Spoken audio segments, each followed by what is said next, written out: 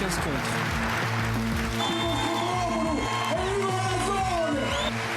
Les objectifs. Chi come noi hanno sempre combattuto. La Corse sera plus forte.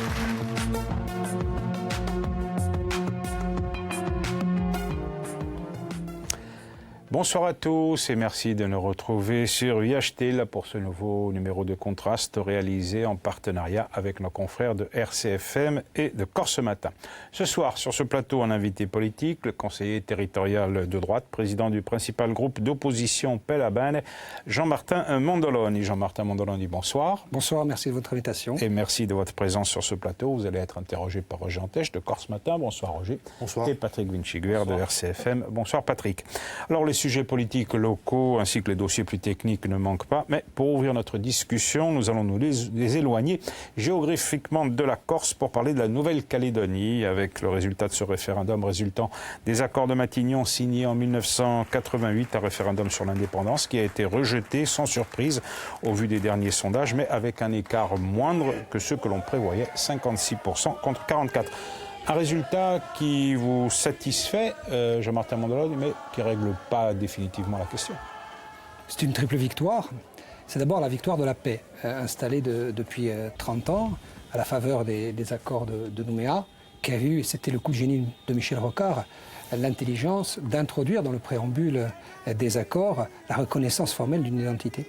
C'est aussi la victoire de la démocratie, puisque depuis les observateurs de tous bords, y compris des Corses qui en doutaient, pour certains, le scrutin s'est déroulé dans des conditions de sérénité absolue. Puis c'est la victoire de la France, mais pas d'une France colonisante. C'est la victoire d'une France apaisée qui a tenu ses engagements avec un peuple, et à la fin le peuple a toujours raison, qui a choisi d'appartenir à un grand modèle qui est celui de la France, dans cette région du Pacifique, mais un grand modèle qui soit aussi reconnaissant d'une certaine diversité. Territoire qui reste à décoloniser quand même.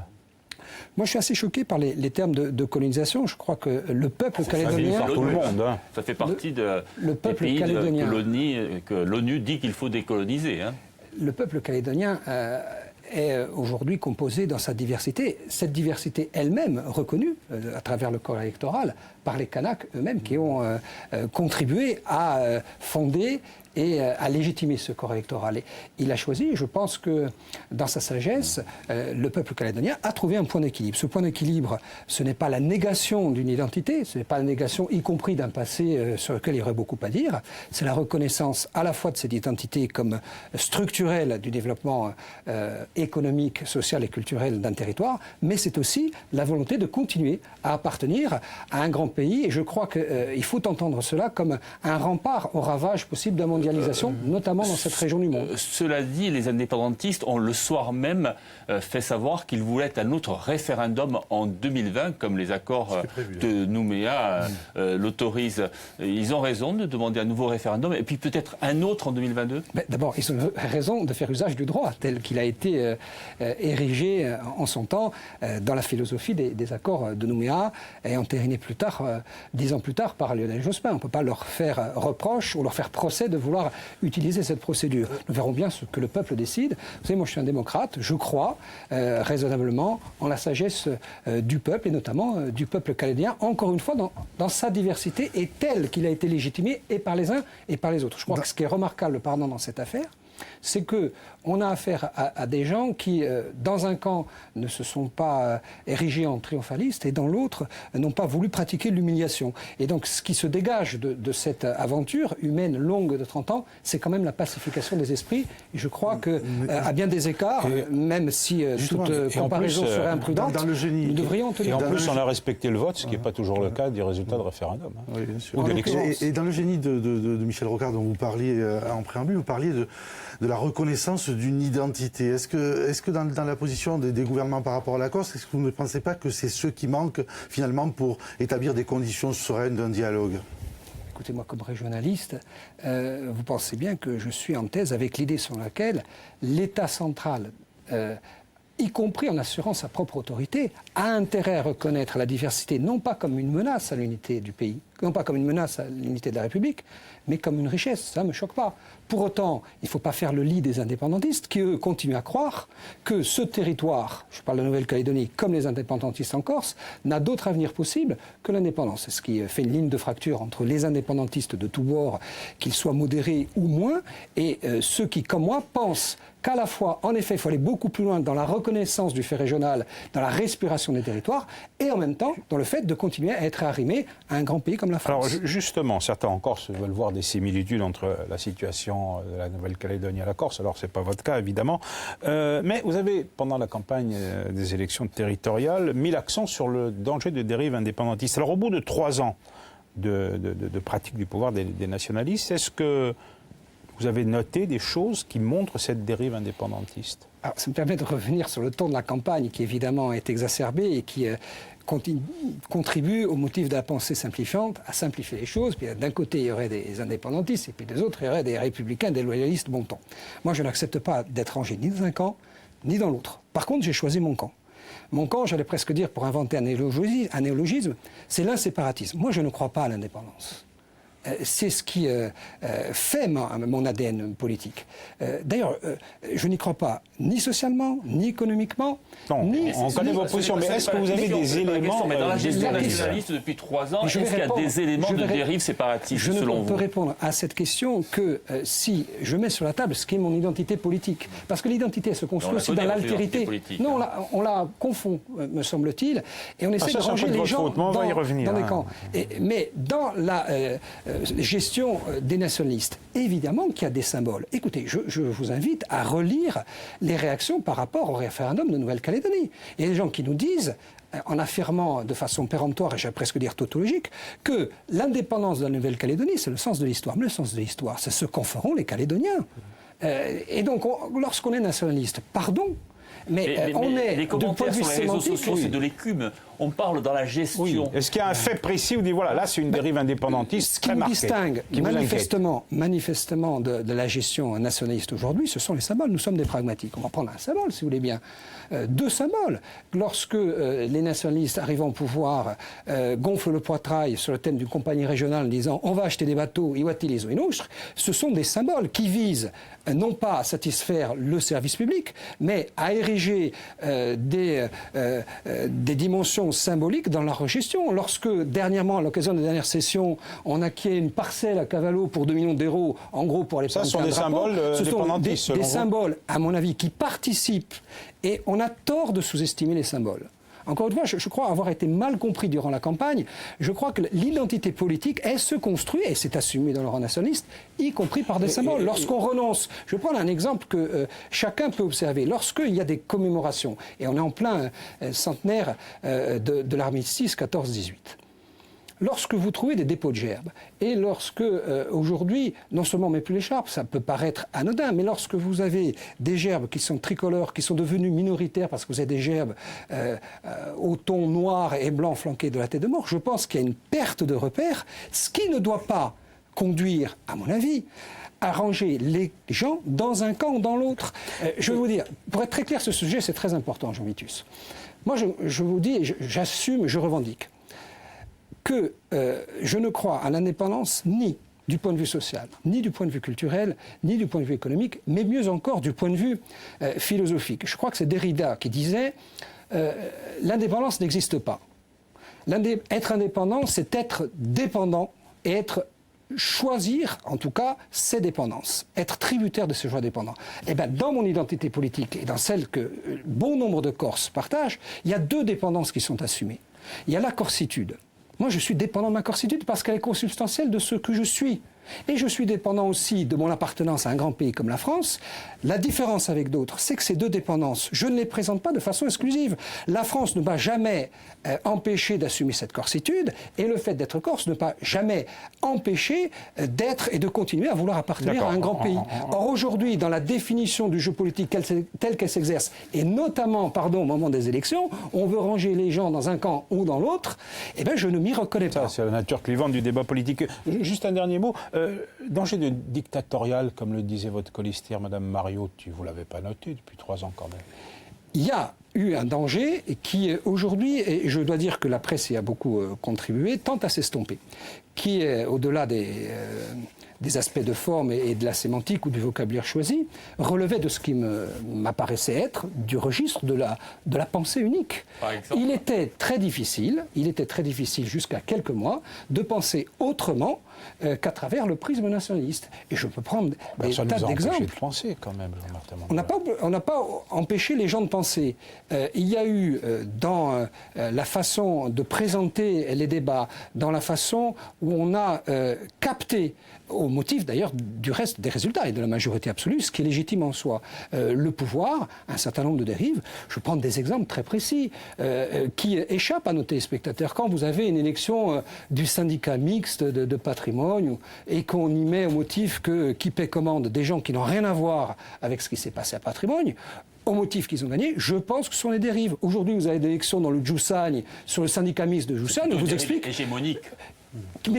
Qui participe à un moment donné, M. Akoviv, de l'idée selon laquelle, la majorité absolue doit conduire à ériger une pensée unique. Et il est très difficile d'avoir dans ce pays, je parle de la France en général et en Corse en particulier, une pensée alternative. C'est la raison pour laquelle je vous remercie de votre invitation et de pouvoir, durant ce temps qui nous est consacré, développer une pensée alternative qui n'est pas forcément une pensée contradictoire. Être dans l'opposition, c'est pas forcément s'opposer à tout. Alors avant de poursuivre sur votre positionnement politique en tant que force d'opposition, nous allons faire le point sur la situation de la droite, qui est quand même votre famille politique, malgré toutes les divergences qui peuvent exister. C'est un sujet de Dominique Moret. L'article a été écrit par Jean Martin, qui est reconnu jusqu'à aujourd'hui comme le fer de lance de la Corse régionaliste, présent aux Journées internationales de Corté, je le rappelle quand même, comme j'ai eu l'occasion de l'être. En ce 8 mars, Jean-Charles Orsucci s'étonne de la frilosité de Jean-Martin Mandologne en matière de réforme de la Constitution. Celui qui voulait représenter le renouveau de la droite serait-il au fond un conservateur? On est aujourd'hui dans un article gadget. J'aimerais identifier aujourd'hui un élu de droite en Corse qui est sur une position en deçà de celle que vous défendez aujourd'hui. Mais ne pas être encarté dans un parti national comme les Républicains ne signifie pas toujours avoir des idées différentes du parti. Assise derrière, Stéphanie Grimaldi sourit. Je n'ai pas besoin que Paris m'explique que nous sommes spécifiques. Je n'ai pas besoin d'aller au Sénat qu'on m'explique que nous sommes différents. En 2010, sur les décombres de la droite traditionnelle, Jean-Martin Mandologne y fonde une nouvelle Corse. La droite dite régionaliste voulait rompre avec l'UMP, mais les victoires nationalistes de 2015 et 2017 ont eu raison du discours corsiste. Les rôles ont changé. Désormais, le président du principal groupe d'opposition s'oppose. Pas d'accord sur le troisième pied. Nous, on pense qu'après avoir trié et surtrié, non pas il faut incinérer, il faut valoriser thermiquement. Les membres du groupe ont visité l'incinérateur d'Issy-les-Moulineaux, relançant ainsi une idée qui avait disparu du débat public. Finalement, à droite, c'est le groupe La Corse dans la République qui trouve souvent le compromis avec la majorité. Nous reconnaissons qu'il y a eu une avancée dans la proposition du texte faite par le président de l'exécutif. Dans ce contexte de relations tendues entre l'exécutif et Paris, la stratégie d'opposant principal porte-t-elle ses fruits? Pour l'heure, c'est un autre dissident de la droite, Laurent Marcangeli, qui semble avoir les faveurs de Matignon. Quant à l'opinion, il faudra attendre les prochaines élections. Alors, Jean-Martin Mandologne, vous faisiez figure de rénovateur à droite lorsque vous avez pris la tête de cette liste. Vous avez souvent des idées assez nouvelles. Et depuis, on a l'impression que vous êtes rentré dans le moule de la droite traditionnelle. Je crois qu'on ne peut pas répondre à cette question, en tout cas à cette réflexion, si on ne pose pas une bonne fois pour toutes la question de savoir ce que ça veut dire être de droite. Ce que ça veut dire dans le temps, qu'est-ce que ça veut dire dans l'espace, ce que ça veut dire être de droite en Corse. Est-ce qu'on parle de Proudhon, est-ce qu'on parle de Tocqueville, est-ce qu'on parle localement de Jean-Paul de Rocazère, est-ce qu'on parle de Jean Bajogne, est-ce qu'on parle de Gavini? Donc, vous avez oublié José Ross. Ou José Ross, ou d'autres encore, dont mes principaux inspirateurs, au premier rang desquels Jean Bajogne, qui m'a porté, et qui m'a donné des ailes en politique. La vie politique est d'abord faite de rencontres. Moi, si être de droite, très clairement, c'est être soumis aux forces de l'argent fou et du libéralisme débridé, je ne suis pas de droite. Je ne suis pas de droite parce que je sais d'où je viens d'un milieu modeste, et parce que je sais qui je suis, j'exerce des missions, y compris professionnelles, qui me renvoient aux difficultés sociétales, aux difficultés sociales. Maintenant, être de droite, pour moi, ça veut dire quoi? Ça veut dire être garant de la liberté de l'individu. Je crois en l'ordre, je crois en la discipline. Je me sens héritier de certaines valeurs chrétiennes qui, aujourd'hui, sont en gros le fonds de commerce de la droite. Je suis de droite parce que je me reconnais dans l'action du général de Gaulle, qui a été le seul capable, il y en a un par siècle, de donner en temps de paix des institutions durables à un pays. Et je suis de droite en Corse parce que ma famille politique, au gré des événements, au gré du temps, s'est montré l'héritier de ces valeurs. Compris, mais à quel niveau de la droite? C'est-à-dire qu'il y a une droite progressiste, il y a une droite plus conservatrice. On a l'impression que vous avez un peu évolué vers le conservatisme. On évolue d'abord en fonction des événements et on s'adapte aux événements. Les événements, aujourd'hui, ont conduit une majorité nationaliste au pouvoir et ce qu'on peut observer à l'Assemblée, c'est que le barycentre de cette majorité, le centre de gravité, se déplace vers les indépendantistes. Et donc l'opposition par nature s'oppose au phénomène indépendantiste, qu'il ne faut pas nier, qu'il ne faut pas minorer, parce qu'il y a une tentative d'aller vers toujours plus d'autonomie. Et là, je redeviens un autonomiste, pardon, mais ce qui nous distingue fondamentalement des autres, c'est que moi je reste un autonomiste, mais l'autonomie comme une fin. Et ce que ne dit pas, en tout cas de façon complète le reportage, c'est que nous avons fait, nous, une proposition d'autonomie, d'adaptation des lois. Et que pour nous, c'est une fin, mais pour d'autres, ce n'est jamais qu'un moyen d'aller plus loin. Et d'ailleurs, les réactions liées à la Nouvelle-Calédonie sont extrêmement révélatrices. Qu'est-ce que nous disent les nationalistes modérés? Ils nous disent que c'est le sens de l'histoire, qu'il faudra bien qu'un jour, le peuple kanak soit indépendant. Et ce qui fait fracture entre nous. On ne comprend pas, parce qu'il y a sur la clarification de votre démarche par rapport à l'autonomie. Alors, je voudrais vous faire écouter un extrait d'une émission d'Alta Vregon. C'est ensuite une déclaration que vous avez faite. On va écouter. Le problème de la France, il est double. Un, la France a échoué dans son modèle d'intégration. Et deux, la France est victime de sa technostructure. Et tout ça a des effets ravageurs sur une région pauvre comme la Corse. Donc à la fois, je suis un autonomiste convaincu, mais à la fois aussi, je fais partie de ceux qui disent que la République ne peut pas être un modèle descendant, unilatéral et plaqué. La République, elle doit se moderniser, elle doit tenir compte du fait que la diversité, dans la vie tout court et dans la vie politique et administrative beaucoup plus simplement, c'est une richesse. L'autonomie est la graine du futur arbre de l'autodétermination sur lequel va pousser le fruit de l'indépendance. Le péché originel ne sera pas de croquer le fruit, mais d'avoir planté la graine.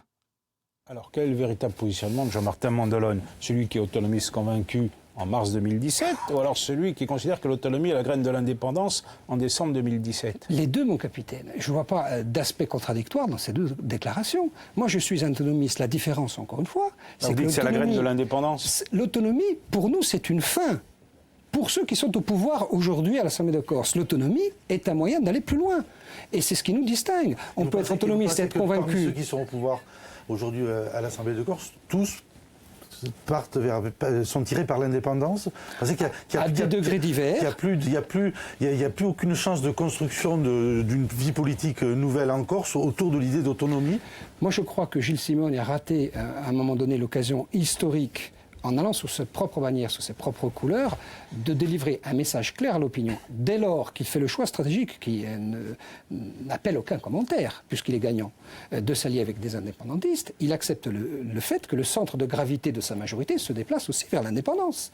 Mais je reste un régionaliste, un autonomiste convaincu. Je reste convaincu que la France a intérêt, notamment depuis sa technostructure, et c'est bien ce que je disais en 2017, à reconnaître que la diversité des territoires, c'est une richesse pour la République. Et je ne vois pas ce qu'il y a de contradictoire avec le fait de dire que cette conception de l'autonomie qui est la nôtre n'est pas celle de la majorité qui, elle, veut jeter l'encre toujours plus loin. C'est une conception pour le moins modérée. D'ailleurs, vous utilisez alternativement le mot autonomie et régionaliste. C'est pas du tout la même chose. Vous dites adaptation des lois. L'adaptation des lois, ce n'est pas l'autonomie. Un statut d'autonomie, c'est un pouvoir législatif de plein droit, de plein exercice. Je suis entièrement d'accord avec vous. Mais lorsque vous allez demander de l'autonomie à des pouvoirs centraux, la première chose qu'ils font, c'est, Patrick, de se demander, mais ce peuple n'était-il pas déjà autonome? Et puis on regarde les institutions. Et puis on regarde le titre du journal aujourd'hui, du quotidien, qui titre « Les préfets réquisitionnent Prounéi ». Ce qui est la réalité. Ça veut dire quoi? Ça veut dire que le pouvoir central, au gré des compétences transférées par le législateur, nous a donné des pouvoirs en matière de traitement des déchets, Quel usage avons-nous fait de cette autonomie? Vous croyez que les Corses sont satisfaits de la façon dont on traite les déchets? Mais où sont les pouvoirs, les compétences? D'accord, mais les pouvoirs, ça veut dire le pouvoir de décider, de prendre des décisions. Je vais vous donner un exemple, Jean Vitus, que tout le monde peut comprendre. On le voit bien sur la réquisition. Je vais vous donner un exemple que tout le monde peut comprendre. Vous ne pouvez pas faire procès à l'État central que d'avoir transféré le pouvoir d'organiser la desserte maritime et aérienne en Corse. Ça ne date pas d'il y a 3 ans. La majorité actuelle n'est pas en cause. Quel usage avons-nous fait de cette autonomie? Vous croyez que les Corses sont satisfaits de la desserte maritime et aérienne? Vous croyez que les gens qui se rendent à Marseille à 150 € aller-retour et à plus de 250 € aller-retour à Paris sont satisfaits de l'autonomie totale, pour le coup, que nous avons eue au gré des pouvoirs qui nous ont été transférés? Et vous croyez que lorsque vous montez à Paris et que vous faites le bilan de l'autonomie existante, parce que nous sommes déjà, il faut que nos auditeurs, nos téléspectateurs comprennent bien, dans un statut d'autonomie. Alors je veux bien qu'on aille plus loin. Pas au sens politique. Et j'entends que sur un certain nombre de sujets, je vais vous donner un autre exemple que tout le monde peut comprendre, il faut adapter la loi et il faut, et c'était notre position, ça reste notre position, créer les conditions, non pas pour adapter la loi, mais pour l'adapter réellement. Et ce qui n'a pas fonctionné depuis un certain temps, et je suis le premier à poser ce diagnostic, c'est que 40 demandes, notamment l'adaptation des dates d'ouverture de la chasse, dont tout le monde peut comprendre qu'elle serait mieux décidée à l'Assemblée de Corse que par décret d'un Premier ministre, ou de je ne sais quel ministère. Donc, tout ça, aujourd'hui, ça relève de la phraséologie. Nous, ce qu'on dit, et je veux être clair avec les téléspectateurs qui nous écoutent. Mais pourquoi vous n'avez pas voté la motion alors qu'il demandait une habilitation permanente? Parce que l'habilitation permanente, Monsieur Albertini, ce n'est pas seulement l'habilitation d'adapter la loi, c'est l'habilitation de faire la loi. Et je vous fais le pari que dans 3 ans, alors que cette collectivité unique est éminemment critiquée, alors que la collectivité, elle est naissante, on a déjà un statut d'autonomie qui est sous-utilisé ou qui est mal utilisé. Et vous avez des gens qui veulent aller encore plus loin. Et au terme des 3 ans, ils voudront aller encore plus loin. Moi, je dis très simplement, mais de façon responsable, Or les pouvoirs régaliens, la collectivité de Corse ne pourrait pas faire des lois? Dans ce cas-là, vous n'êtes pas nationaliste. Dans ce cas-là, je reste un régionaliste. Le régionaliste, je confirme que je ne suis pas nationaliste. J'ai les idées assez claires sur ces sujets. Simplement, il faut que les téléspectateurs en reviennent à la sémantique des mots. Être nationaliste, c'est quoi? Si on assume ses choix, qu'ils soient modérés ou plus radicaux, c'est vouloir faire nation. Moi, je ne crois pas, et j'assume de façon très claire ce clivage, je ne crois pas en une nation corse. Je crois cependant, comme régionaliste, qu'en effet, pouvoir adapter la loi localement, quitte à demain faire la démonstration que la Corse et les Corses sont capables d'adapter la loi. Ce qui n'est pas encore le cas aujourd'hui. J'imagine que nous aurons l'occasion d'en reparler. Quand vous voyez qu'en matière de déchets, nous avons pleine compétence et que pour des nationalistes, appeler le préfet en disant bon, essayez de voir si vous ne pouvez pas réquisitionner Prunil, si c'est ça, faire bon usage de l'autonomie, je dis simplement qu'on est à tout le moins, sinon ridicule, en tout cas très imprudent, que d'aller demander des pouvoirs supplémentaires à Paris lorsqu'on n'est pas capable de faire usage de ces pouvoirs. Qu'est-ce que vous dites? Vous dites il faut attendre les prochaines élections territoriales pour en demander plus à Paris, parce que les pouvoirs que Paris pourrait conférer à la Corse entre les mains des nationalistes est dangereux. C'est ça que vous dites? Attendons la prochaine échéance pour aller plus loin? Moi, je ne suis pas de ceux qui dressent des spectres ou des épouvantails. Je suis de ceux qui, de façon pragmatique, et c'est ce qui nous distingue considérablement de majorité, nous sommes des pragmatiques. Moi, je crois en une société de la confiance. Je crois qu'il faut redonner confiance à la Corse, et un double pacte de confiance à repasser avec l'État. La posture de défiance avec l'État ne fonctionne pas. Elle devient non féconde, elle devient stérile, elle n'est pas fertile, y compris dans le traitement des grands dossiers qui structurent la vie quotidienne des Corses. Nous aurons, j'imagine, à parler notamment du PADUC tout à l'heure. Je dis simplement que sans dresser d'épouvantail et sans me dresser comme le chantre de l'anti-indépendantisme, je dis simplement, et j'ai inventé ce néologisme tout à l'heure en parlant, je suis un inséparatiste. Je ne crois pas que le fait de séparer dans le temps et durablement l'avenir de la Corse du territoire national soit une bonne option. C'est assumé, c'est revendiqué tout simplement. Alors on va rentrer un peu plus dans le concret. Le 22 octobre dernier, le ministre des Finances, Le Maire, est venu présenter le rapport de l'IGF. Alors vous avez eu une réaction un peu mitigée en déclarant que le nouveau statut fiscal de la Corse ne doit pas se faire sur le détricotage des avantages existants. Avantages qui n'ont pas favorisé une économie productive. Ça, vous pouvez le reconnaître. Est-ce que vous pouvez préciser votre pensée ? Elle fait suite moins à la visite du ministre qu'à l'amendement déposé par le député Aquavive, de façon totalement impréparée et imprudente. Vous avez affaire à quoi? Vous avez affaire à un dispositif, le crédit d'impôt, qui est un peu complexe, mais pour que ceux qui nous observent ce soir, consiste à dire il y a de l'argent en Corse, et plutôt que de laisser partir cet argent en disant aux gens qui ont du fric, ils vont aller acheter pour faire du locatif ou de l'investissement locatif des appartements à Bordeaux, on va faire en sorte que cet argent reste en Corse, donc ils ont du crédit d'impôt. Et en gros, ils peuvent faire des résidences de tourisme ou du meublé de tourisme avec des avantages fiscaux de l'ordre de 20 à 30%. Donc cet argent reste en Corse. Et voilà que vous avez un député qui dit, au motif, et il a raison, parce que le diagnostic lui est bon, la solution ne l'est pas, et qu'il y a 2-3 abrutis évidemment qui ont dévoyé le système et qui ont fait en sorte de s'acheter des résidences secondaires en Corse en détournant l'esprit de l'impôt. Alors, est-ce qu'il fallait réguler cette chose? Oui. Est-ce qu'il fallait tout simplement activer des contrôles de l'État en disant la philosophie de la loi, c'est pas celle-là, aller contrôler, aller voir un peu ce qui se passe? Oui. Mais dire on va extraire les meublés de tourisme de cette disposition... Juste sur cette affaire-là, parce que vous parliez du rapport de l'IGF. Je parlais du rapport de l'IGF, mais c'est un exemple extrêmement significatif. Ce rapport de l'IGF, j'ai trouvé une mesure, et vous me demandiez un exemple tout à l'heure, qui me semble extrêmement significatif. J'ai retrouvé avec plaisir une mesure que nous avons proposée à l'exécutif et qui, comme toutes les mesures que nous proposons, je reviens au principe de la pensée unique, a été balayée d'un revers de main, qui consiste à dire quoi? On est autonome, encore une fois, sur la taxe de transport. Mais Paris n'a jamais empêché l'Assemblée de Corse de moduler la taxe de transport. Nous, qu'est-ce qu'on dit? On dit une chose sur ce sujet-là, qui a été repris par le ministre de l'économie, et c'est heureux. On dit qu'il faut faire baisser la taxe de transport, parce qu'aujourd'hui, cette taxe de transport, elle n'empêche pas des passagers de venir. Ce n'est pas les 10 € en moins ou en plus qui vont heurter le passager. Mais elle empêche des compagnies aériennes de venir, notamment au mois de novembre, et notamment en avant et en arrière-saison. Donc vous avez un double discours. Le premier qui consiste à dire il faut allonger la saison, et puis lorsque le législateur vous a donné les moyens fiscaux de créer les conditions pour allonger la saison, on dit non, on va manquer de recettes fiscales. Et vous la remplacez par quoi, cette taxe? Et là, on redevient, et parce que vous demandez pourquoi je suis de droite, on redevient des libéraux, on considère, nous, que cette ressource-là, elle retrouve santé dans deux phénomènes. Un, si vous faites venir des gens, alors c'est pas des poumadas qui arrivent avec 2 francs 3 sous le vendredi soir, hein. Ce sont des gens qui ont du pouvoir d'achat, donc vous retrouvez de façon injectée dans l'économie locale cette richesse, oui, mais et à ce moment-là, de façon raisonnable, comment ça abonde je poursuis mon raisonnement. L'argent de la collectivité territoriale. Je poursuis mon raisonnement. À ce moment-là, oui, dans le cadre de ce que propose de façon, à mon avis, heureuse, le ministre Le Maire, on va négocier à ce moment-là un transfert de cette fiscalité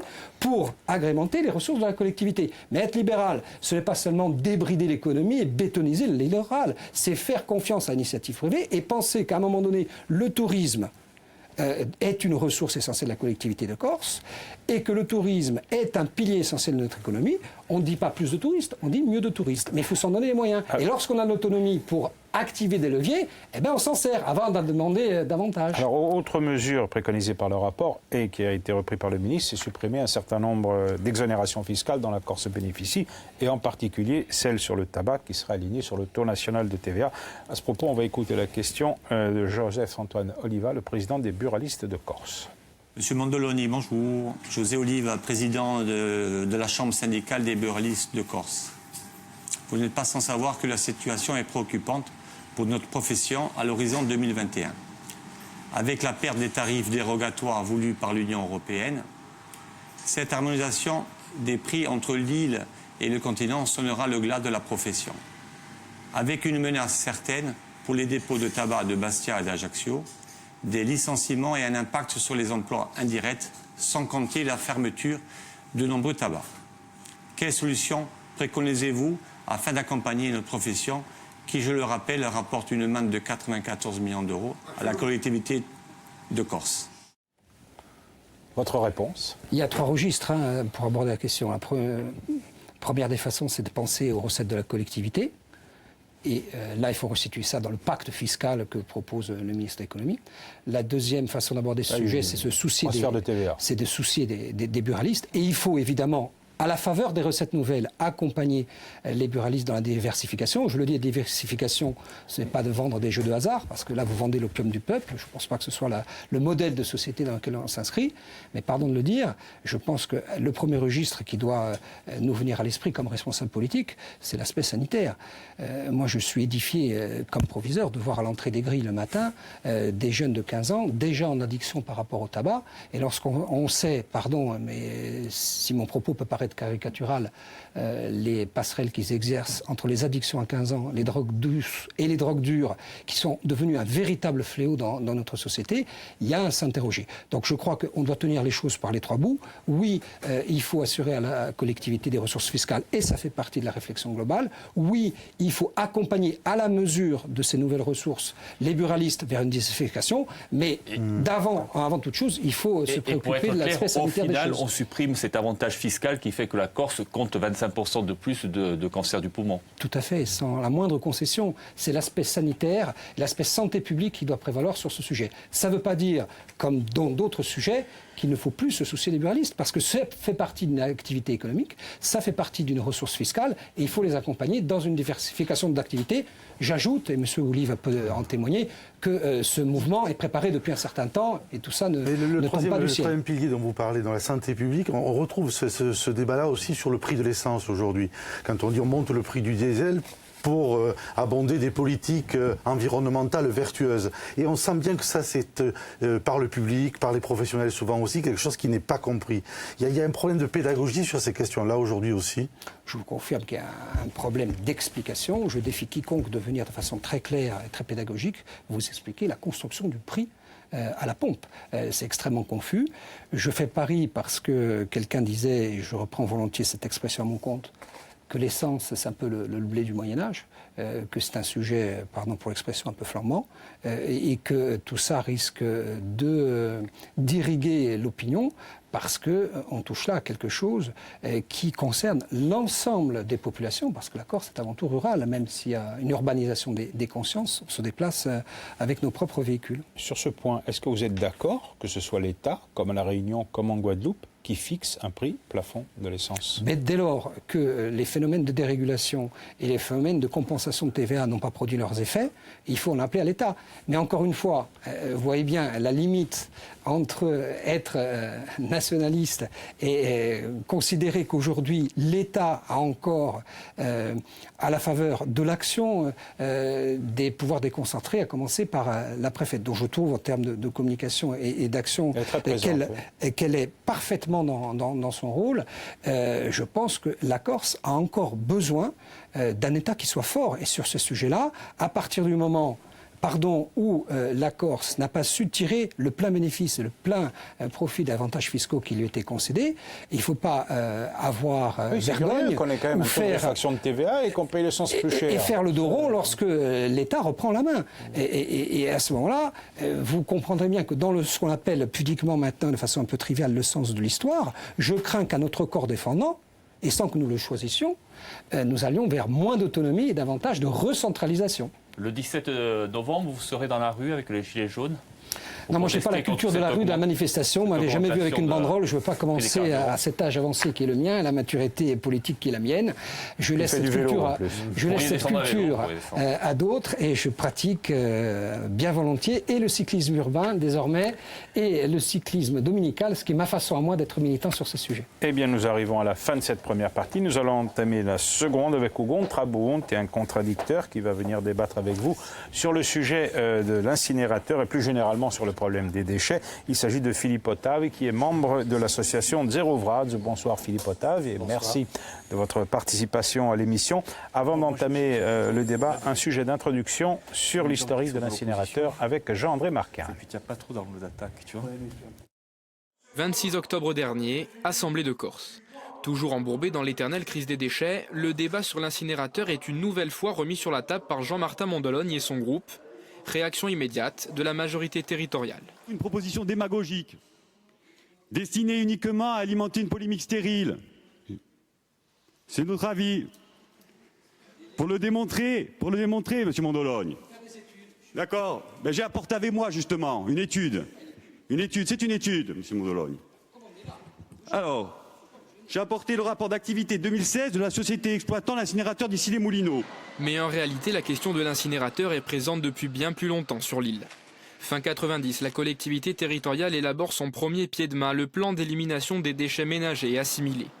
Le principe de la création d'un incinérateur est alors acté quelques années plus tard, déclenchant la création d'un collectif citoyen. En 2010, sous la pression populaire, l'Assemblée de Corse écarte donc définitivement l'idée de l'incinérateur, à l'unanimité. Mais il y a 2 ans, en 2016, Jocelyne Fadzi, mairesse de Rennes et présidente de l'Association des maires de Corse du Sud, propose de lancer une pétition pour que le débat soit relancé. On n'a pas l'intention de faire la guerre. Mais quand même, je pense que toute la population veut qu'on relance le débat parce qu'il y a un souci. Et aujourd'hui, le souci, on le touche du doigt. Vico est fermé. Donc, à un moment donné, il faut pas dire « ah, c'est la faute là ». Il faut dire « relançons le débat et voyons comment on peut faire ». Mais sans polémiquer. Dernière sortie sur le sujet en date, celle de Nicolas Hulot en mai dernier. À l'époque ministre de la Transition écologique, il soutenait lors de sa visite en Corse que les incinérateurs étaient de moins en moins polluants. De son côté, la majorité nationaliste tient sa feuille de route et ne laisse pas de terrain sur l'incinérateur. L'objectif reste le même, arriver à 60% de tri avec le porte-à-porte et la création de 2 centres de surtri en périphérie de Bastia et Ajaccio. Il n'empêche que si aucune solution n'est trouvée, les déchets corses pourraient tout de même être incinérés, après exportation vers le continent. Alors Philippe Ottavi, vous êtes franchement un opposant à l'incinérateur. Bonsoir Monsieur Mandolone. Bonsoir Monsieur Oui, on est opposant à l'incinérateur pour 3 raisons fondamentales. Dans le temps imparti qui est très court, on ne va pas pouvoir développer les arguments scientifiques, etc. et notamment faire part des retours d'expérience. Les 3 raisons fondamentales, c'est que premièrement, l'incinérateur, c'est à mon avis, il faut le considérer comme une méthode du passé qui est née au 19e siècle, qui s'est beaucoup développée au 20e, qui est encore très présent au 21e, mais c'est avant tout une méthode extrêmement polluante, les mâches-fer, les fumées, etc., même si des progrès énormes ont été faits. Or, la pollution actuellement est un problème numéro 1. La deuxième raison, c'est que ça ne répond absolument pas à l'économie circulaire parce que le feu détruit tout. Le fameux feu purificateur, c'est une belle image mythologique, mais en l'occurrence, en matière de déchets, le feu détruit tout, c'est-à-dire qu'on ne peut pas s'inscrire dans une économie circulaire qui consiste à reprendre des éléments de base pour faire du réemploi, de la fabrication de nouveaux produits, etc. Or, aujourd'hui, on est dans une logique d'économie circulaire si on veut sauver la planète. Je vous rappelle que le jour du dépassement, cette année, c'est-à-dire le moment où l'activité humaine a consommé ce que la Terre peut produire en une année, était au 1er août. Dans les années 80, c'était à la fin de l'année. Et le troisième point, c'est un process qui requiert des masses d'argent énormes en investissement, qui obère totalement la possibilité de réorienter une politique dans la mesure où de nouvelles technologies arriveraient. Donc pour nous, c'est quelque chose qu'il faut condamner totalement parce qu'il y a d'autres méthodes et on en parlera après. On va laisser répondre Jean-Martin Mandolone. D'abord, je voudrais dire que il n'y a pas à l'Assemblée de Corse des gens qui seraient soucieux de l'avenir de ce territoire et de l'avenir de leurs enfants et d'autres non. Nous sommes tous des responsables et personne n'a l'apanage ou le monopole du développement durable. Je crois que la génération qui arrive, elle est écologique, à défaut d'être écologiste. Et sur ce sujet-là, pardon de préciser que lorsque nous nous rendons à Issy-les-Moulineaux pour visiter une usine de valorisation thermique, d'abord, c'est sous nos propres deniers, c'est bon de le rappeler, et c'est par curiosité intellectuelle. On n'a rien à vendre et on n'a rien à acheter ici, Moulineaux, parce qu'il y a un procès injuste qui nous est fait sur ces sujets. Troisièmement, nous n'avons jamais parlé d'incinérateur. Et les mots ont un sens. Nous, ce dont on parle depuis des mois, c'est d'unité de valorisation thermique. Et il faut qu'on s'entende, Monsieur Ottav, parce que je suis sûr qu'on est d'accord sur l'immense majorité du plan à adopter pour l'avenir. Est-ce qu'il faut trier? On est tous d'accord. On est tellement d'accord qu'on considère que les gens ne triant pas, il faut peut-être surtrier. On est d'accord. Là, on n'est plus d'accord. Il y a une ligne de fracture assumée avec la majorité. C'est qu'on nous explique que, alors que la Corse a été capable de trier entre 0 et 25%, en gros en 20 ans, on va passer de 25 à 60% en 5 ans. On n'y croit pas. Nous, ce qui nous habite, encore une fois, ce n'est pas la symbolique, ce n'est pas les dogmes, ce n'est pas les concepts. Nous, ce qui nous habite, c'est le pragmatisme. Partant de là, on considère aujourd'hui que, non pas l'incinération, mais la valorisation thermique n'est pas une méthode du passé. En tout cas, nous, ce qu'on demande très clairement, c'est que des études indépendantes viennent nous dire 4 choses. La première, du point de vue écologique. Écoutez, je ne pense pas qu'on puisse faire procès à Nicolas Hulot, ministre de l'écologie, d'être tenu par des lobbies industriels. Les yeux dans les yeux. Nous étions 4 autour de la table, dont le président Simeone. Le ministre de l'écologie dit « Vous ne pouvez pas continuer à balayer cette hypothèse par pur principe ». Et il nous apporte des garanties en matière de pollution. Nous, ce qu'on demande, c'est des études indépendantes. Et je pense que vous en disposez, et je pense que d'autres en disposent, qu'on les mette sur la table, y compris pour démontrer que nous serions dans l'erreur. Et le doute est aussi le propre de l'intelligence politique. Nous avons des doutes. Deuxième sujet, c'est très important pour que les gens comprennent bien. Du point de vue économique, on nous explique que la bête va être tellement gourmande, la bête va être tellement gourmande qu'il va falloir importer des déchets.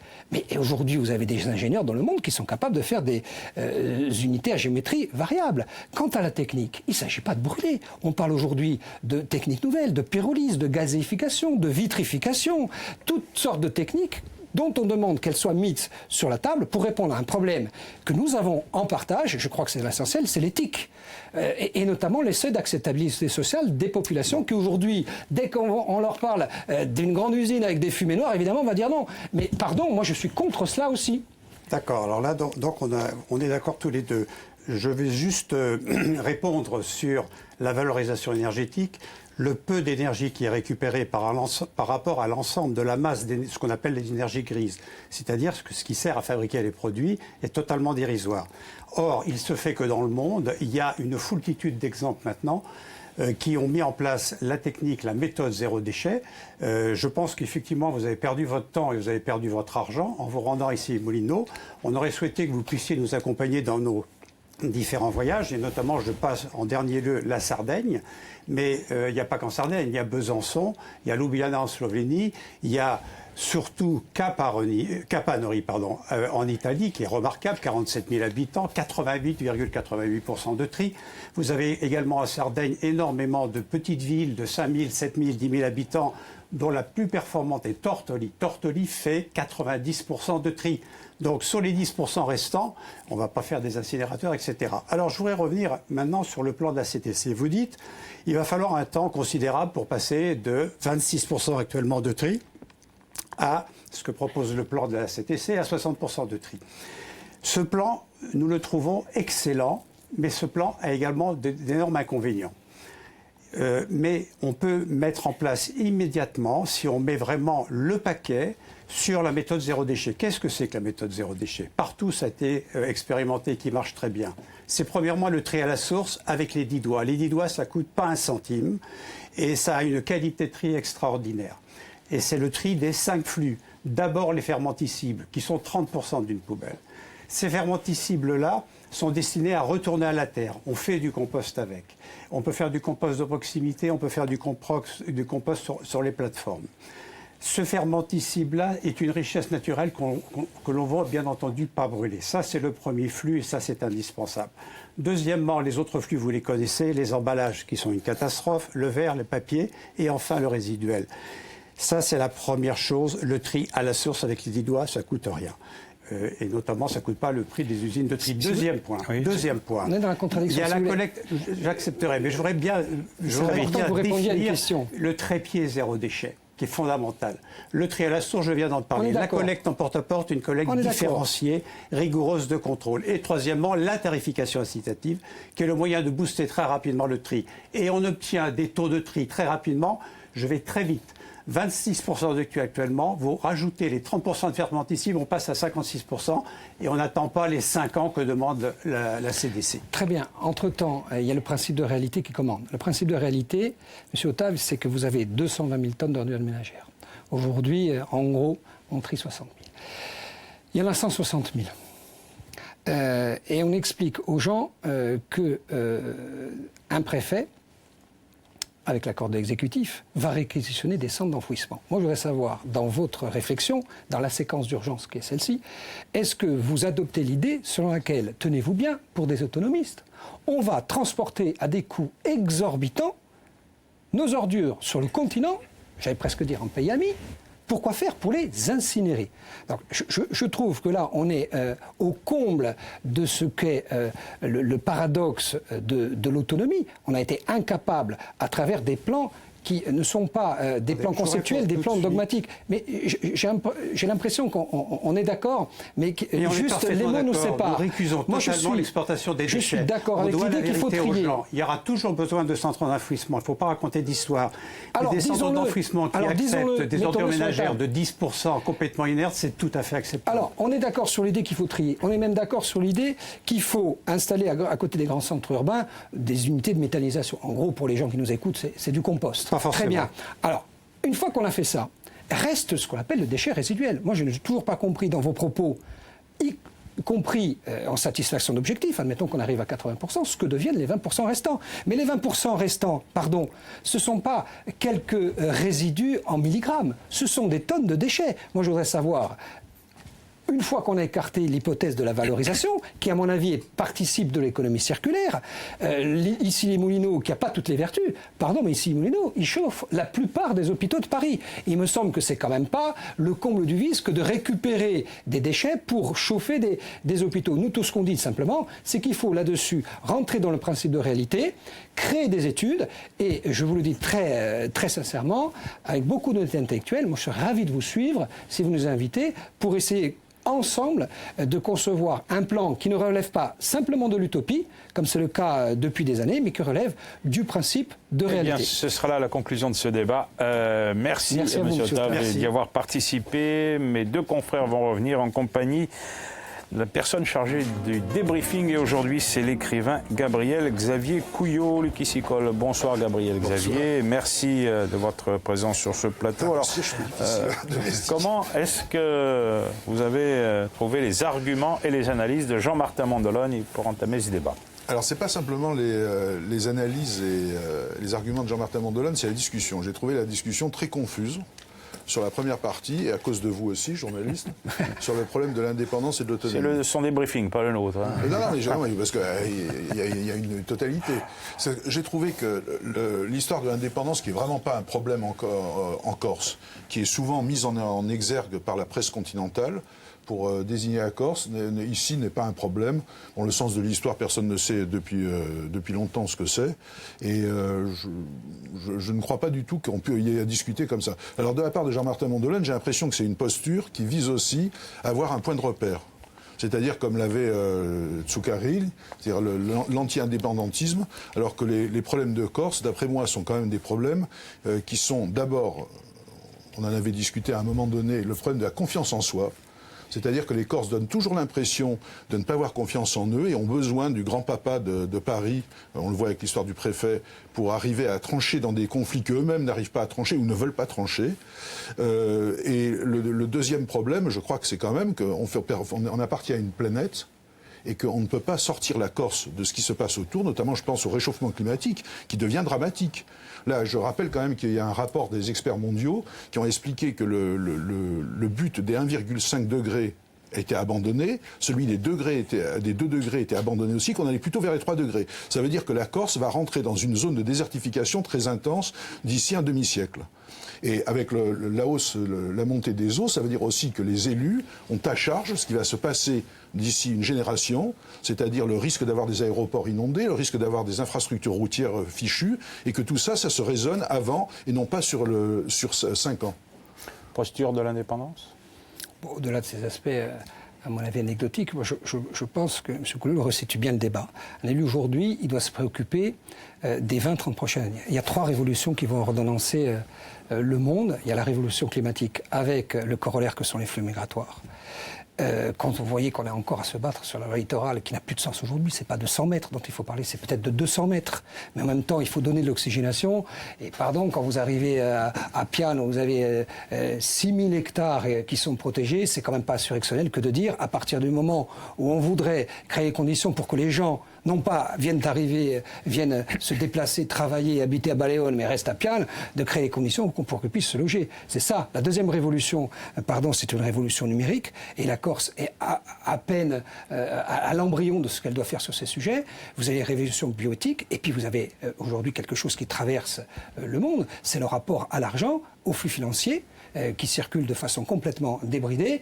Et les Corses, à l'échelle micro, je dois dire, doivent avoir l'intelligence, ou en tout cas la prescience de ces grands dangers qui vont gouverner le monde demain. Et je suis d'accord avec l'idée selon laquelle le problème de l'indépendance peut être présenté comme une posture, mais elle peut être aussi, et c'est mon cas assumé, présentée comme dérisoire par rapport à ces grands enjeux qui traversent la société. Une précision par rapport à la Nouvelle-Calédonie, 71% du budget de la Nouvelle-Calédonie est fourni par l'État français. C'est-à-dire que très franchement, l'idée d'indépendance me semble relever là aussi d'idées qui datent d'il y a une génération, 30 ans à peu près. Mais je voudrais qu'on m'explique comment cette île, qui dépend entièrement de la France, aurait pu se débrouiller sans tomber dans l'escarcelle ou de l'Australie, ou pire de la Chine. Bon, c'est-à-dire que là, il y a un véritable problème. Et c'est la même chose pour la Corse. Je veux dire, on a l'impression un peu que les mots d'autonomie, les mots d'indépendance sont des mots un peu flous, qu'on utilise comme ça, soit comme repoussoir, soit comme... mais sans jamais les définir. Qu'est-ce que c'est que l'autonomie? Parce que là, Jean-Martin Mondolone a entièrement raison. On est quand même au 3e statut de la Corse. Ils n'ont jamais été utilisés à plus de 20% de leur capacité. Et chaque fois, on en demande un autre. Bon, moi, je ne crois pas du tout à l'indépendance de la Corse. Je pense que c'est une idée. Je rappelle quand même que les indépendantistes, c'est 5% du corps électoral corse. C'est quand même c'est assez peu. Entre 8 et 10. Non, c'est 8 du corps exprimé. Je suis désolé, ça fait 5% du corps électoral corse. C'est assez résiduel. Je pense que c'est bon. Et il y a quand même un autre problème. Je parlais de la confiance, de l'autonomie. Mais moi, je suis désolé, mais il y a un vrai problème en Corse, et notamment dans les sociétés méditerranéennes, c'est le manque de civilité. C'est-à-dire que moi, si par exemple la fiscalité était entre nos mains à nous, moi j'aurais très peur que le grand banditisme s'en empare dans des phénomènes de mafiosisation qui d'ailleurs pointent le nez aujourd'hui. Et ça, c'est un problème dont tout le monde en parle. Hein. Il n'y a que dans les grandes discussions politiques qu'on fait abstraction de ça. Mais tout le monde en parle. Ah, ce sujet-là, il est à mon avis fondamental, parce que là, on touche à l'identité politique. Et j'avais presque dit à des problèmes d'autonomie, d'indépendance, ce sont que des corollaires, ce sont des déclinaisons. Le problème de la Corse, à gauche, c'est a besoin di pace et di confiance. Elle a besoin de paix, mais pas de paix au sens où nous entreturions, au sens où le grand banditisme régirait les lois de ce pays. Elle a besoin de paix, de pacification des esprits. Et elle a besoin de retrouver une confiance. Mais la confiance, et je suis en phase totale avec M. Couillot, c'est pas la confiance envers l'autre. Parce qu'on ne peut pas avoir confiance en l'État si on n'a pas confiance en nous-mêmes. Et à bien des égards, et je crois que M. Couillot écrivait dans les années 90, que le problème de la Corse est véritablement les Corses eux-mêmes. C'est qu'on a peur de nous-mêmes. Quand vous voyez le taux aujourd'hui de création d'entreprises et le taux de durabilité de ces entreprises, c'est extrêmement significatif. Quand vous voyez le taux de suicide, quand vous voyez les taux d'avortement, quand vous voyez ces indicateurs qui sont les signifiants d'une société qui est délitée aujourd'hui.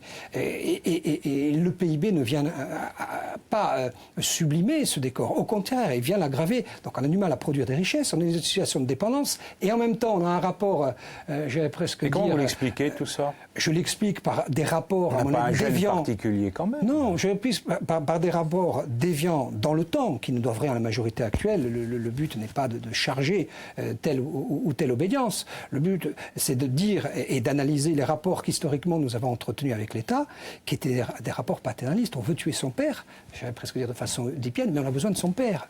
Et entre les deux, on ne s'est pas tranché. Et quand je me dis régionaliste, j'ai la conscience que le fait d'appartenir à cet État relève d'un certain nombre, sinon de privilèges, en tout cas d'acquis. Je veux dire, l'école gratuite, le paiement des retraites, le financement de certains soins, même si évidemment tout ça est traversé par des crises, même si, comme je disais dans une interview, assumer la France a échoué dans son modèle d'intégration, je pense que tout ça relève d'une incapacité de la technostructure à reconnaître l'identité comme une richesse et non plus comme une menace à l'unité de la République. Mais une fois qu'on a dit ça, et qu'on les resitue par rapport aux grands enjeux qu'on vient de mettre sur la table. Tout ça est tellement dérisoire. La Corse a besoin de retrouver confiance en elle-même, et après avoir retrouvé confiance en elle-même, faire confiance en l'État, qui n'est pas un adversaire. L'État doit accompagner le développement. Mais le développement, c'est pas seulement du développement économique, c'est pas seulement des ministres qui se succèdent, c'est le développement et l'émancipation, ce mot magret, dès lors qu'il s'agit de culture. Maintenant, il me dérange considérablement, dès lors qu'il s'agit, pour des raisons symboliques et éminemment politiciennes, de jeter l'encre toujours plus loin. Moi, je voudrais intervenir, rebondir sur ce que vous avez dit, M. Couillot, sur l'autonomie. L'autonomie, si j'ai bien compris, vous fait peur, surtout au niveau fiscal. Vous avez dit, au niveau fiscal, ça me fait peur. Vous avez peur que l'argent tombe dans les mains de la mafia. Vous êtes contre l'indépendance. Alors, je voudrais vous demander comment vous expliquez le vote des Corses en décembre dernier. 56% qui sont allés sur des idées au moins autonomistes. Non, mais ils n'ont pas avancé masqué. Je peux vous le dire d'autant plus facilement que j'ai voté pour. Alors, c'est que tout simplement, je vais vous dire, j'ai pas voté pour l'idée nationaliste, j'ai voté pour le renouveau. C'est-à-dire qu'il m'a semblé que le système, un peu comme ce qui s'est passé avec M. Macron, hein, c'est que le système était usé, que la gauche comme la droite ne donnait pas satisfaction. Donc je me suis dit pourquoi pas essayer des gens qui ont l'air innovants, qui ont l'air un peu dynamiques et tout ça. Voilà. Bon, cela dit, s'il y a un échec, je voterai différemment, voire je ne voterai pas. Mais moi, je peux vous dire une chose, c'est qu'il y avait une étude très intéressante dans le Figaro qui démontrait que beaucoup de gens qui venaient du continent avaient voté nationaliste. C'est-à-dire que c'est des gens aussi... Parce qu'ils incarnaient une forme de modernisation, c'est ce que vous dites. C'est ça, oui, tout à fait. Ça, c'est une pierre dans votre jardin. Je crois très clairement qu'on a écrit un roman national. Et que les nationalistes, par concordance des temps, incarnaient en effet le changement, voire même, et ça a été dit, des changements de paradigme. On allait voir ce qu'on allait voir, on allait changer la vie des Corses. Plus que ça, la modernisation de la vie politique. La modernisation de la vie politique avait des visages renouvelés, avec un discours, et je l'ai peut-être dit trop tôt, mais qui, lui, n'a pas été renouvelé. On est, dans les reliquats du réacquiste. On est sur des triptyques, le peuple, la langue, la nation, etc., qui relèvent de choses que nous avons un partage, que ma génération a eu un partage. Moi, je suis un enfant du réacquiste, totalement assumé. Mais je ne considère pas que tout ça peut muer en projet politique, c'est ce qui me distingue, et je crains non pas que les gens aient voté autrement, mais qu'ils s'abstiennent par désillusion, parce que plus grande est l'illusion, plus grande est la désillusion. Ils l'ont déjà fait, il y avait 50% d'abstention. Ce que vous décrivez est assez inquiétant quand même, puisque finalement la Corse a réagi comme d'autres pays, par dégagisme ou par renouvellement. Maintenant, l'inclinaison que prennent les autres pays, c'est une avancée vers le populisme. Alors qui va l'incarner demain en Corse? Populisme, voire l'autoritarisme. Voilà. Mais, excusez-moi, si je peux intervenir, déjà, il y a une forme de populisme dans une partie du nationalisme. Excusez-moi, mais je veux dire, le fait de dire on peut tout vous obtenir, c'est la faute à l'étranger et tout ça, c'est aussi une forme de populisme. Bon, mais ça, je ne crois pas que ce sera très important. C'est que je pense qu'il y a une espèce de contradiction en Corse, c'est qu'à la fois, elle se veut différente de la France et en même temps, elle est complètement accolée à la France. Et que dans cette affaire-là, la Corse, comme elle a fait au moment de la guerre d'Algérie, suivra une forme de populisme qui naîtra vraisemblablement sur le continent. Jean-Martin ? Moi, je ne sais pas qui incarnera le populisme, mais c'est Angela Guette, d'autant que vous avez aux États-Unis non pas quelqu'un qui a été élu sur des motifs populistes, mais qui gère et qui démontre au monde entier qu'il peut gérer sur des bases populistes. J'ajoute qu'en Corse, l'incarnation non pas du populisme, mais en tout cas d'idées recevables de façon simplifiée, a été pleinement incarnée et pleinement mise en œuvre par le débat politique des 30 dernières années. On essaie de croire aux Corses que la nation, que le peuple, que la langue étaient des repères qui pourrait faciliter la vie des gens. On se rend compte aujourd'hui, et moi je crains non pas que les nationalistes perdent des élections. Ça, la règle de l'alternance vaudra pour eux comme pour d'autres. Je crains que le corps électoral ne se révolte dans la mesure où, d'idées neuves en idées neuves, on donne le sentiment de tromper l'opinion. Moi je veux revenir dans la démarche qui est la mienne à des principes simples, des principes qui relèvent de la confiance et des principes qui relèvent du pragmatisme. Moi je ne peux pas concevoir qu'on puisse gouverner la Corse uniquement à travers des symboles. Oui, mais Jean-Martin Mondolone, cette évolution, ce changement, ce besoin de modernisation qui a été signifié il y a un an par les électeurs de façon assez importante, ça vous impose à vous un certain nombre d'évolutions. Or, aujourd'hui, dans vos programmes et dans vos propos, on ne sent pas vraiment ce renouveau du discours à droite ou bon, pour d'autres forces à gauche. Et si le renouveau, Jean Vitus, c'était... Parce que le renouveau, c'est le retour en arrière. Et si le renouveau, c'était non pas le renouveau par la reconquête, j'aime pas ce terme de reconquête, parce qu'il y a des aspects un peu vindicatifs et revanchards. Si le renouveau, c'était tout simplement d'expliquer aux gens que nous avons des problèmes réels, et qu'en face de problèmes réels, on peut apporter des solutions réelles. Et que plutôt que d'aller acheter des parcelles à Cavallo, plutôt que d'acheter des bateaux, plutôt que de produire des plans de déchets qui relèvent plus du concept que de la mise en œuvre, on disait voilà, on va organiser le service public maritime, vous allez payer moins cher le bateau. On va organiser le système des déchets, vous allez avoir des déchets qui vont être traités. On va organiser la vie quotidienne des gens sans s'exonérer des grandes perspectives qui doivent donner de l'oxygénation et de l'espoir. Vous avez une jeunesse aujourd'hui, et j'insiste beaucoup sur ce point pour conclure, à qui on dit on pourrait vous offrir l'amour, on vous offre le sida. On pourrait vous offrir le sport, on vous offre le dopage. On pourrait vous offrir l'emploi, on vous offre le chômage. Si nous sommes incapables collectivement, dans la diversité de nos opinions, d'éclairer les horizons de cette jeunesse, alors ce n'est pas seulement des défaites qui vont succéder aux succès électoraux dont nous serons les protagonistes. C'est simplement le délitement de cette société. La responsabilité, c'est à la fois de trouver le point d'équilibre entre la vie quotidienne des gens, parce que lorsque vous avez des communes qui sont inondées, il faut bien qu'il y ait des gens qui répondent. Or, aujourd'hui, la collectivité unique ne répond pas à cela. Et en même temps, de donner des perspectives d'avenir à toutes celles et tous ceux qui feront le corps électoral de demain. Une dernière question, Jean-Martin Mondolone, qui m'est soufflé par Jean-Vitus Albertini, concernant Bastia. Parce que je suis le Bastia de l'étape. Vous êtes depuis septembre dernier proviseur du lycée du Fang. Est-ce que vous serez candidat en 2020 à la municipale de Bastia? 20 secondes pour répondre. Je ne peux pas me désintéresser à la vie politique régionale, et donc je ne peux pas me désintéresser de la vie politique bastiaise. Je ne fais pas de secret de ce que je consulte beaucoup d'hommes et de femmes qui veulent s'impliquer sur Bastia. Moi, j'ai vocation à orchestrer la vie politique régionale et donc la vie politique bastiaise. La question de la candidature ne se pose pas aujourd'hui. Je dis simplement que conquérir le cœur des Bastiais pour un an plus tard vouloir conquérir le cœur des Corses me semble imprudent. Ça pourrait être un tremplin. Pour autant, je ne crois pas que les Bastiais aient besoin d'un maire à mi-temps. Je crois qu'ils ont besoin d'un maire à plein temps. Et cette réflexion trouvera son aboutissement dans les semaines et les mois qui viennent. Alors, ce sera le mot de la fin. Merci Jean-Martin Mondolone d'avoir participé à cette émission. Merci. Merci à vous aussi. On se retrouve dans un mois, le 5 décembre, pour un nouveau contraste. Bonne sera à tous.